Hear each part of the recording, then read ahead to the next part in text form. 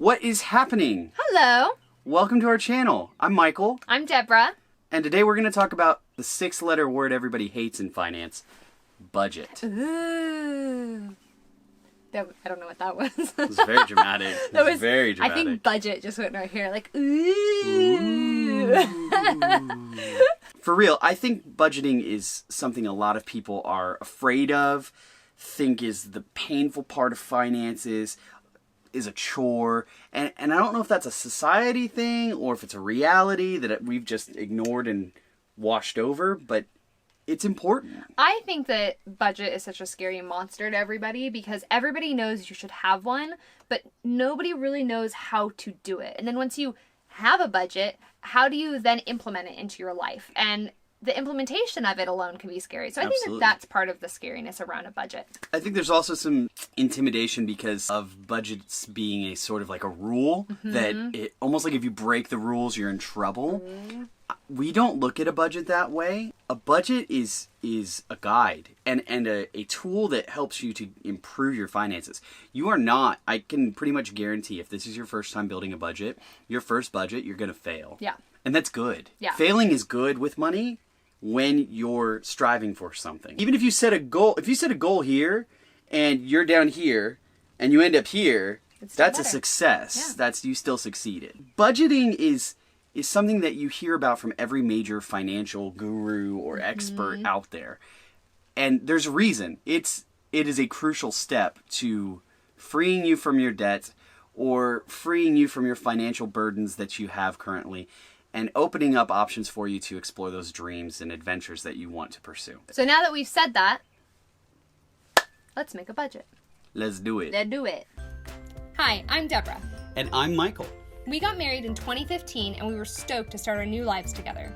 Unfortunately, we were also staring at a mountain of student loan debt, $170,000 to be exact. Over the past 3 years, we have worked hard and have paid off over $89,000. At the same time, we have traveled to the Virgin Islands, Indonesia, and around the United States. We've only got 8 months left until we are debt-free and have many more travel plans ahead of us. With everything we've learned, we want to help you tackle your debt and simplify your life so you can live out your dreams too. And this is how we did it. So there's many different types of budgets out there, and I strongly encourage you to research all of them. I've read about many. I learn about new ones all the time. I've created a few that I haven't heard of as well, that some have worked, some have been, what were we thinking? And I think that it's good to recognize that what we have and what we're going to share is a hybrid. And you guys can do that too. There's no hard and fast rule for a budget other than just have one. Right. Because everything's going to have a pro and everything's going to have a con. Everybody's life is different. So find a budget that works for you. So take what we've learned, see if it applies to you, and if it does, great. If not, go ahead and tweak it a little bit. And the second component of building your own budget and figuring out what works best for you is to constantly be watching it for improvements. Our budget, not just like what's on the budget as far as dollar amounts, but our methods for tracking that spending have evolved dramatically over the last 3.5 years. We now do things like, we used to just do a monthly budget, and now, spoiler alert, we actually do a weekly and a monthly budget. These rules fluctuate. So sometimes it might be weekly, sometimes we might kind of be on a roll and we might not revisit our budget for a good month or two. It's just when we feel like it's time to reinvestigate, relook at it, especially if any big life moments happen in your life. That's a really good time. If nothing else, that's a really good time to pull your budget out, relook at it, hash it out. If you have if you're having a baby, that's a good time to pull out the budget. If you've got a new puppy, that's a good time. Actually, do that before you get a puppy. Actually, that brings up the next point I was going to say. We are doing this video. This is our second video. If you haven't already watched our first video, it's on our debt story. It'll be right here. Yeah, it's basically all about why we feel we have a need to share this, why we think we can help. Just to really drive home the idea of budget, you can't move forward with your finances until you know what's going on. You can't invest. You can't properly pay off your debt. This is honestly the most important step in the whole process of finances and debt. Otherwise, you're going to end up overpaying a loan, or you're going to not pay enough and you'll spend it on stuff you didn't actually need. A budget keeps you in line. It's basically like a parent to your finances in a way. I think that a really cool thing that I've seen you be able to do is when we first got married and we're dating everything, he could tell me which loan, what the percentage is, how much, you know, he still owes on it, what his monthly payment is on it. And a lot of that spans from simply starting with a budget, because then you have to look at what you are paying out before you can learn where that the rest of your money is going to go. I know I have friends who are in debt who really struggle with knowing they just pay their minimum payment, but they don't really know what that's going to, or why, or even who their like debt collector is. So much they're just like, oh, this is just what we have to do. But having a budget will help you to start really looking hard at where your money is going. Do you know where your money is going? By unlocking where our spending is versus where our saving is, we're able to project out roughly when we're going to pay off certain loans, which allows us to make better plans and understand where we're headed in our future. The proper way, at least in our world, to think of a budget is less as a set of rules and more as a tracker. You're basically going to create a estimate on where you're going to spend your money in specific categories for the next month. So as a tracker, we need to make sure that we're tracking every penny that passes through our checkbook's checking account. The more accurate we're able to predict our spending habits, the better off we're going to be down the road. And I think that everybody knows how this feels. When you don't have a budget, you know how it feels to not know where your money is going, right? Because you go out with friends, you hand over your card, or you hand over a 20, and then you get some change back, and you put it in your purse, and you keep going, and then you get to the end of the month, and you're like, how am I out of money right now? Like, everybody's been there. I think everybody, especially in college and stuff, you go through the month, and then you come back to the end of the month, and you're like, no, I can't go out for a drink tonight because I don't have any money. The reason why you get there to begin with is because you're not tracking the money. We've all been there. I've been there. I've been there when I've, go to buy something at the store and my card doesn't go through. You know why? Because I thought I had money in there and I didn't. If you're not tracking it, you don't know where it's going, and you have more chances of having like, oh no moments of, I didn't realize I was getting so short on money. You can play with your budget. You can say, well, what would my life be like if I made an extra $1,000 a month? And that's where, once you've got a basic budget set, you can start optimizing and playing with. And you can use that kind of tracking, or that kind of like create new spreadsheets or create new budgets if you're planning a new life change. So if you're planning on having a baby, hey, what would our lives look like if we had a baby? So that going into it, okay, you know what, we're good. Like, money might be tight, but we know where it's going to go. We know where it's coming from, and we're ready for this new life change. Right. If you're paying off debt like we are, and you're planning a trip like we constantly do, you're able to see where the gaps are and where your extras are, and how much wiggle room you have to be able to do those extra things. And this is a really important fact, I think, for when we're talking about, yes, we're paying off debt, but we also have such a passion for travel. Yeah. And how do we do it? It's because we know exactly where our money is going at any given moment, so we can plan accordingly to go on that trip. We know where our wiggle room is. Another benefit of using a budget with the mindset of it being a tracker rather than a set of rules is you'll be able to compare with friends and family. One of the things you're going to find once you become more financially savvy, frugal, whatever terminology you want to use, is it's pretty infectious.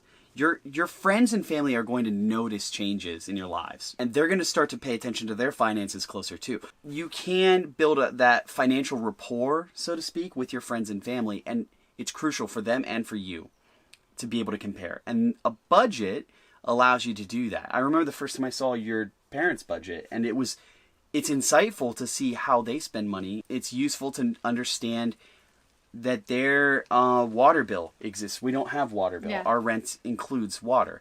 It's a very eye-opening experience to peek behind the curtain of somebody else's finances. And I think it's important too to recognize that there are people out there that can help you, but you can also help people as well. Absolutely. And I think that back and forth sharing is really what's going to strengthen us as a community and get us, especially our generation, out of student debt Yep. and really strengthen each other to be really the best versions of ourselves that we can be and be able to just live the lives we want and not the ones we have to. Yep. So where do you start? Well, let's go ahead and grab a piece of paper, spreadsheet, your phone. I almost recommend a piece of paper to start just because you can mold that any way you want without having to know software or something like that. Origami. Origami. You said mold a piece of paper.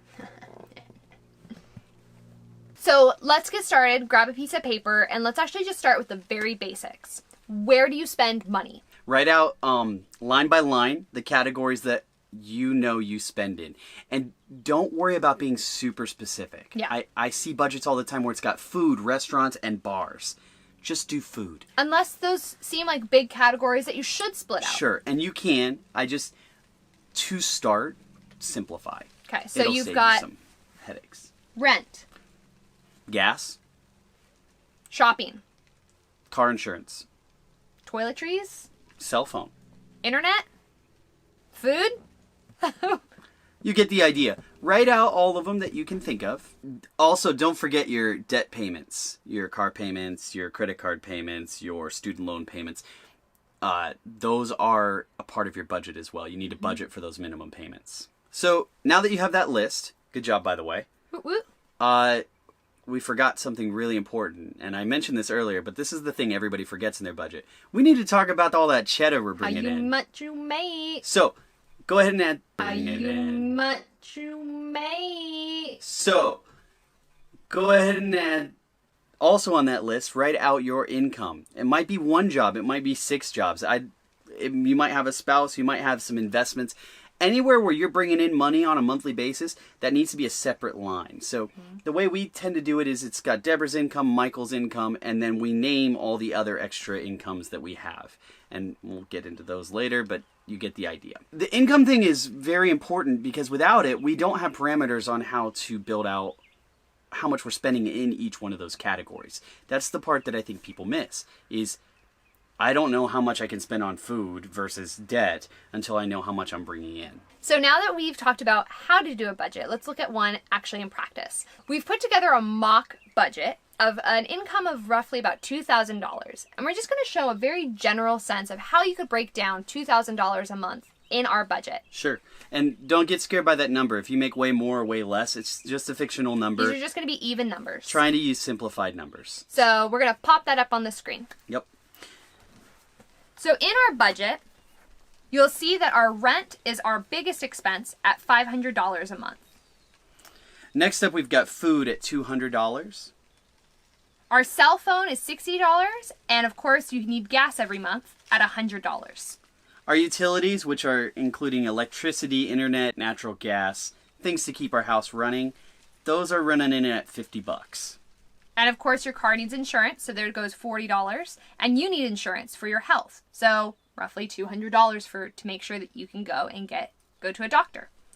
Clothing, budget, and home items, like toilet paper and laundry detergent, each get a $20 amount. And of course, like we mentioned, you have to have some sort of way to blow off steam. So we've given ourselves $20 a month to go have some fun. Lastly, our minimum payments on our debt come out at $200 a month. That leaves us with an excess of $590, which guess where that money's going? Towards our debt. Straight to that debt. Woohoo!